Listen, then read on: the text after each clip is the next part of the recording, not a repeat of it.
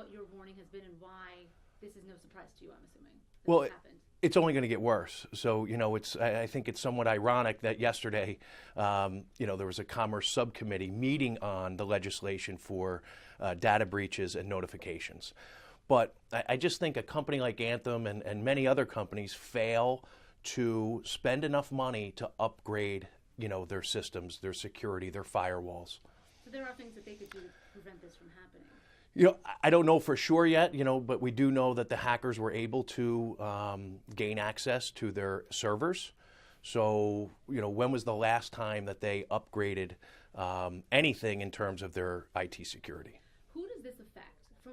We don't know if anyone in New Jersey was actually affected because Anthem, from what we're trying to find out, Anthem has not told us. They're not saying how many people are where. Exactly. But people in New Jersey could be affected because there are affiliate companies through Anthem that are also, now been exposed. And that's about 67 million people.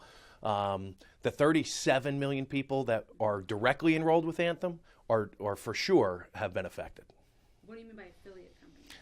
Affiliate companies, third-party vendors that work with Anthem, doctors, hospital networks, things like that. So, what do we need? First off, if you're concerned that you might have been affected by this breach, what should you do immediately? You should get a copy of a credit report. Take a look at it. Obviously, look for any red flags, accounts that don't belong to you, addresses, recently added addresses that you have never lived at. So one of the things that the identity thieves do is they try to establish a completely new identity, and they'll use a different name, a different address, but they're going to use your social security number. So look at the report, and then, unfortunately, in today's day and world, you really need to be involved in a credit monitoring program that also has the resolution services, because people always say, Paul, what if I get the alert that somebody just tried to open up a credit card or multiple cards, or they're leasing a car or buying a house? So the average person doesn't know what to do. So make sure you have some type of resolution service that goes along with the credit monitoring. And I say it's unfortunate because the free services that are out there are just inadequate. So people are going to wind up having to pay anywhere from $10 to $20 a month for that service. But it's the world we live in. Yeah, tell me about a little more about these programs. These are not things that are offered through the government. These are not things that are offered those free, like what I did, the free fraud. The fraud alert, so if you've been affected, you might want to even go take it a step further and put a security freeze on your credit reports. And that means that no one, including you, would be able to gain access to your credit reports without first providing a PIN or a password. The fraud alert just says to creditors who are pulling your reports, go an extra step in terms of verifying that the person is who they say they are. How would a credit report help me? Even if someone stole my information yesterday, could they have, with the credit report? So that's where the monitoring comes in. The credit report is a snapshot in real time, and it might not help you if this is something that hasn't been reported yet. So that's where credit monitoring comes in. Once you provide the company with your information, if it's used in any way that's not consistent, you should get an alert via email or text. Tell me more about these. Who does these monitoring programs that you would have to, I guess, pay for? Well, the shameless plug would be we, Better Qualified, certainly provides free credit reports along with a monitoring service that really is, ours is only like $6.95 a month. So again, anywhere from $7-8. Some of the higher ones, like there's a LifeLock, most of the people know because they do so much marketing. But they're on the upper side, $20, lots of bells and whistles that I don't think you really need. You need to be alerted, and you need to have the resolution service. Someone that's going to help you. If someone's opened up the reports, what do I do? Well, you need to file a police report, and you need to contact the creditors. And, the average person spends about 2 years trying to undo what the identity thieves have done. And is this what happened here, this breach? Do you think the company's doing enough to help?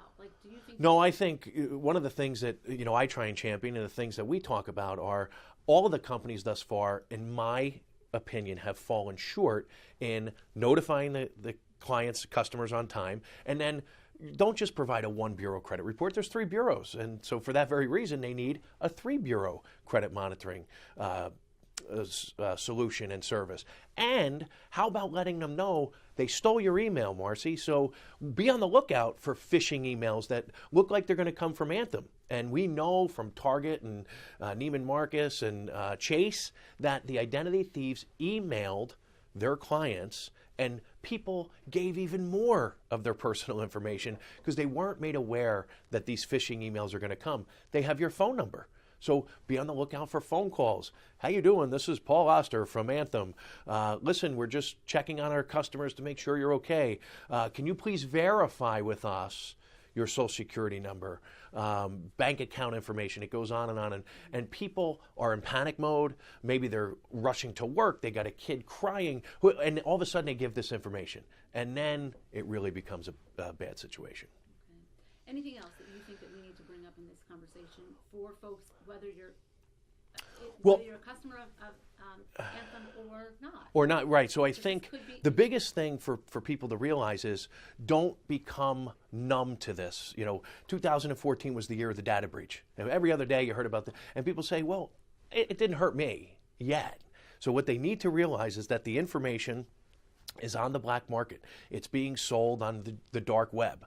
So it's only a matter of time before somebody buys it and uses it. And just because it hasn't happened yet, take the steps, be proactive in protecting yourself, because obviously the government can't do it, these companies can't do it, retailers can't do it.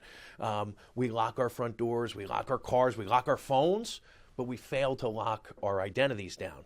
So take a couple of simple steps to protect yourself, and one of them being get involved in a credit monitoring program. Identity theft is the fastest growing crime, and it's going to continue to be that way because of our dependence on doing everything over the internet. So a monitoring program, any other things? I mean, I guess keep an eye on your account, whether it's your checking account. Absolutely. You can call and have all of your account numbers changed. You don't have to close accounts and get new accounts, but have the account numbers changed. Change your PINs and passwords. And I say, this is my job. I preach this every day, and people don't do it. They hear it and they go, oh, but it's an inconvenience. But if you don't do it, believe me, it's a far bigger inconvenience if you become a victim of identity theft. So change your PINs and passwords, change your account numbers.